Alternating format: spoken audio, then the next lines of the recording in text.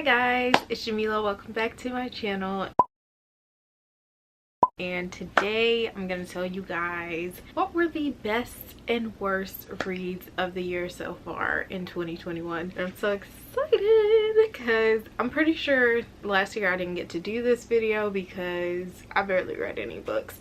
So yeah, let's just get into it. Tag is actually officially called the mid-year book freakout tag, and I'll link all the information down below for that. So the first question is best book you've read so far in 2021, and I cannot choose, but I can give you guys my top of the year so far, and those would be The City of Brass by S.A. Chakraborty. I could go on and on about this book, but I just love it so much. Like, it's just so good. It really touched me. The next one would be Concrete Rose by Angie Thomas. Perfection. It made me cry. Angie Thomas cannot lose. Like, I loved it. Also, To Sleep in a Sea of Stars by Christopher Paolini. Just so good. Great science fiction novel. Really long, but really good. I enjoyed it so much. And the last one is the most recent read, and that is The Gilded Ones by Namina Forna. And oh my god, when I tell y'all, I love the book like so much, and it is very violent. It was like ooh, it did a lot to me, but it just ended up being so good, and I cannot wait for the next one. I just can't wait. I don't know when it comes out, but I just cannot wait. Like, I'm so excited. The next question is best sequel you've read so far in 2021, and that would be, oh my god, did I read any sequels? I guess the best sequel would either be Deathless Divide by Christina Ireland or The Burning God by R.F. Kuang. Although I did enjoy The Burning God, I didn't enjoy it as much as the first two books. However, it was still good and it made me emotional. It kind of broke me, but it was still a high rating, but I'll talk about that more later. But anyways, so it would be one of those. Deathless Divide was pretty good and The Burning God was pretty good, so I think maybe The Burning God more, even though I really enjoyed Deathless Divide. The next question is new release you haven't read but want to, and for me right now there's three. I think it's the second book to The Gilded Ones, and I think that's the Merciless Ones or something like that. I'll put, you know, the book covers, but yeah, I'm really excited to read the next book to that. And then also The Kindred by Alicia Dow. I cannot wait for that one. I'm so freaking excited. And also I want to read You Truly Assumed by Layla Sabrine. That one I'm really excited for because it's Muslims in the book, and not only that, but they're black Muslimas, and as a black Muslima, your girl's ready. I'm ready. Release the book now. I'm really hoping that I don't find it disappointing at all, but I'm so ready to read it. Like, I'm really excited. Those are probably the books I'm most excited for. All right, so the next question, most anticipated release for the second half of the year. I actually don't really know much about what books are coming out. Let me see. So I'm really not as informed as I should be about new releases, so I'll just say some that I really want to read. I don't really like, so they're probably out. I don't know, but I'd really like to read Instructions for Dancing by Nicola Yoon. I'd really like to read For All Time by Shanna Miles. She sent me the arc that I still need to read, but it just seems like it's gonna be so good. And this book looks interesting. It's called Blood Scion by Deborah Fillet. The Keeper of Night by Kylie Lee Baker. That's one that I have an arc for. I need to read. Excuse Me While I Ugly Cry. That one sounds really good. Oh, I think the book that I'm talking about, the other book, is Blood Like Magic. I'd really like to read that one. And Vespertine by Margaret Rogerson. So yeah, that's all I can like think of, but I'm not like up to date with what's coming out and what's not. Sorry. I probably should have looked into that before I made this video. So the next one is biggest disappointment, and that one would be, my biggest disappointment would definitely be this one. So yeah, A Court of Silver Flames. is definitely my biggest disappointment, because I just felt like, first of all, this book is too long. Second of all, I feel like the storyline with Nesta could have been better. There was way too much like random smutty stuff, and I like my smut with a side of love and intimacy, and most of those scenes in here were not like that. You know what I'm saying? I'm a romantic. What can I say?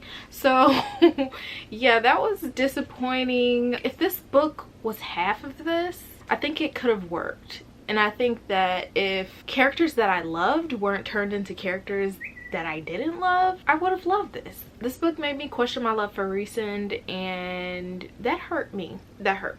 And I just feel like Nesta, I understand her, but at the same time, like, girl, you've been making too many, like you're just, why do you have to be a witch? Like, why do you have to be so awful all the time? Like, and having been a person on the receiving end of someone like this, is just like, ugh, I get it, but you gotta get it together, sis. You gotta get it together. She's her. And in general, I don't relate to Nesta, because it's my understanding Nesta is the oldest of the three girls, and I'm the oldest. And the fact that even throughout the book I was trying to really understand her reasoning for being so awful to Feyre, and I still felt like I didn't get it. Like, even though it's kind of explained, I just didn't understand how you're so angry at your sister who took care of you for taking care of you.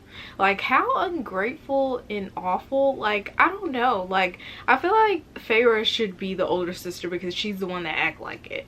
Nesta, she's aggy. I mean, she had her moments, and I know I'm saying this is a big disappointment, even though I think I gave this overall 3 stars, although I did enjoy it. I have a lot of tabs, but I just feel like that's because it's a long book as well, and I still have love for these characters. But this is not a review of this, so I don't know why I'm still talking about it. We're gonna put that down. Y'all will hear more of my thoughts in a recent reads video coming soon. Okay, so as far as books, I think my biggest surprise would be If You Leave Me by Crystal Hannah Kim. The reason I say this was a big surprise was because this was a book I bought at random and I read at random, just kind of like picked it up on a whim, and I actually ended up, I feel like enjoying is the wrong word, but this book really swept me up and it took me by surprise, because I'm not usually a fan of historical fiction, and that's what this is. It took my heart and it wrung it out. Like, it hurt. This book hurts. It's very sad how women can be treated. It's just, and like, this is literally a story of like surviving and just getting through life, and going from being a young kid or young teenager who's innocent and just going through the motions, but then doing what's expected of you and living life the way it's expected of you, and how it wears you down and can destroy you, and just how other people in different relationships can destroy you, and just the what ifs of certain things. Like, what if I had done this? Like, what if I had gotten with my first love, and all this stuff. And it was just like very just, oh. And then like certain things happen in this book. By the way, this book has a lot of trigger warnings. I didn't write them down. I'm so sorry. I did not write them down because it's hard for me to do right now, but this one just really was crazy. But this one is about Haimi, whose village is invaded. So in the beginning of the book, Haimi is like 16 years old. She has this person that she's in love with and everything, but he ends up leaving and going to war. He ends up leaving. His name is Kyungwon, and his friend Jisoo ends up pursuing Haimi, and a relationship is formed from there.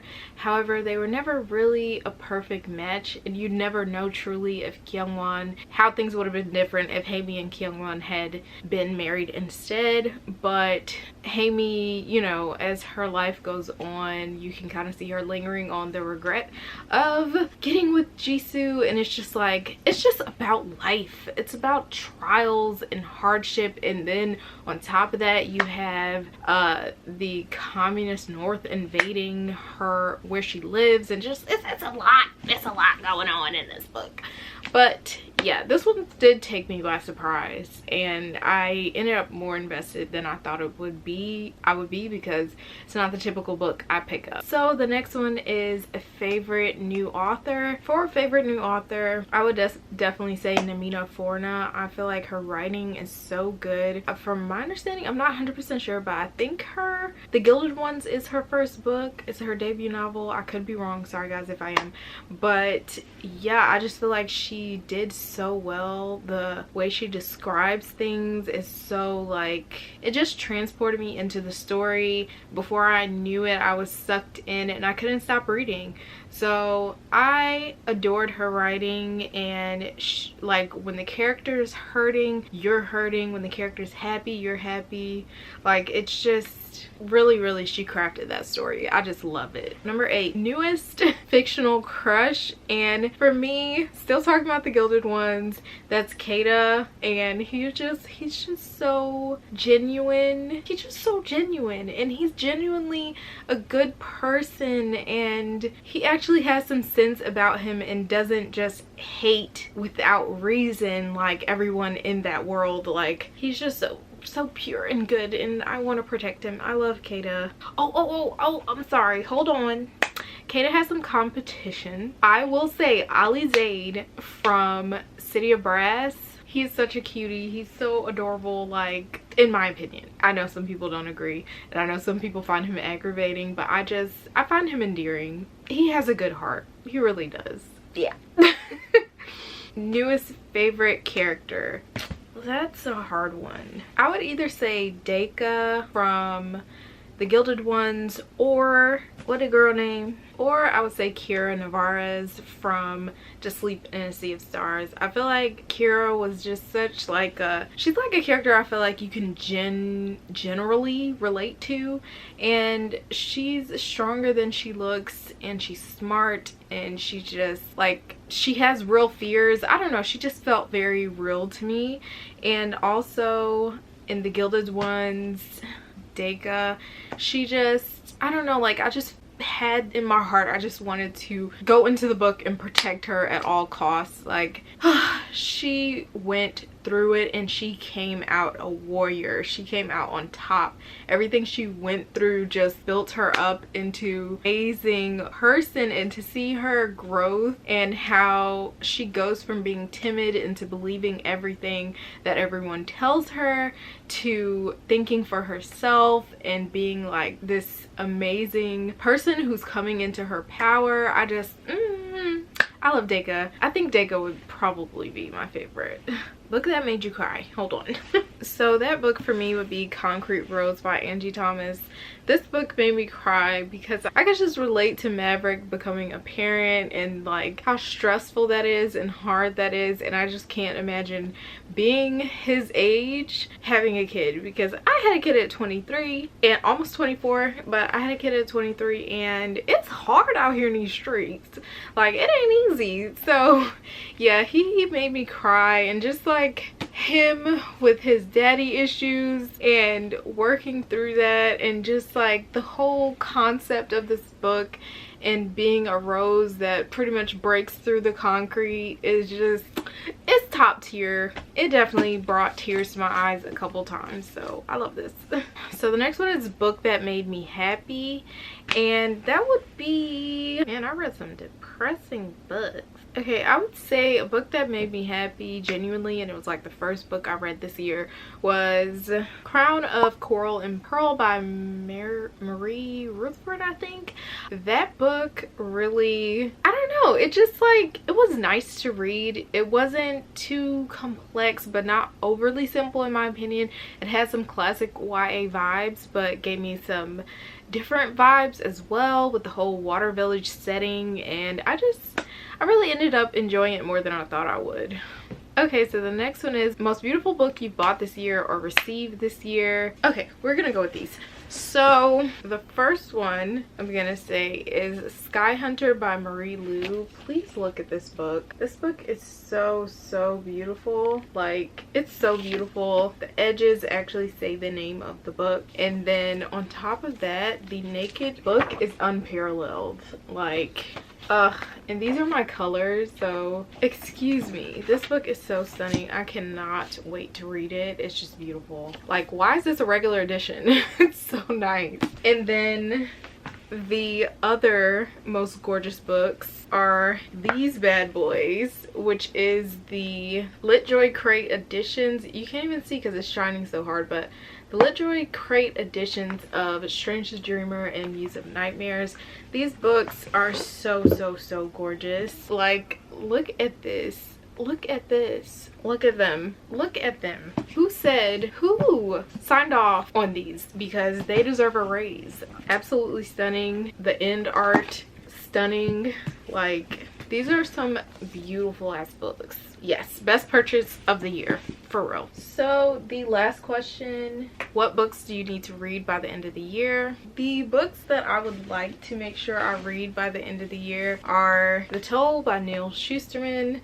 I really want to read the conclusion of this series because I love the first two books and I'm just ready.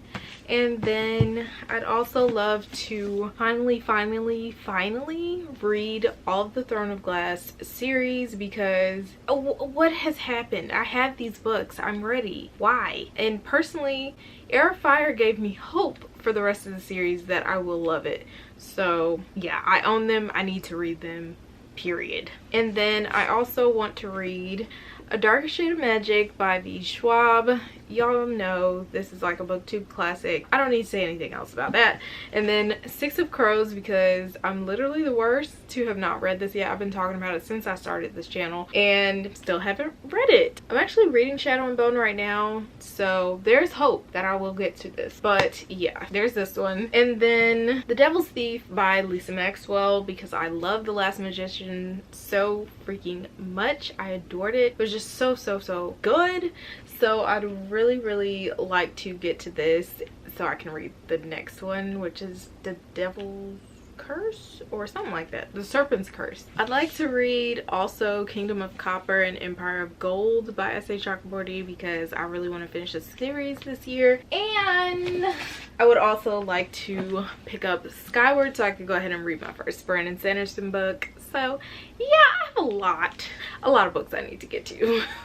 So yeah, you guys, that is everything. That's all the questions, and I am satisfied with what I've read so far. I'm behind on my goals, so I definitely need to catch up on my reading, but I'm enjoying myself. I'm taking my time. I'm enjoying what I'm reading, and I couldn't ask for anything more than that. So far this year, I have read, I believe, 17 books, but I have like 5 books that I'm in the process of reading at one time. So that's kind of why it takes me a while, because I have a bad habit of reading a bunch of books at one time. I'm supposed to read 50 books this year, allegedly. We'll see how it goes.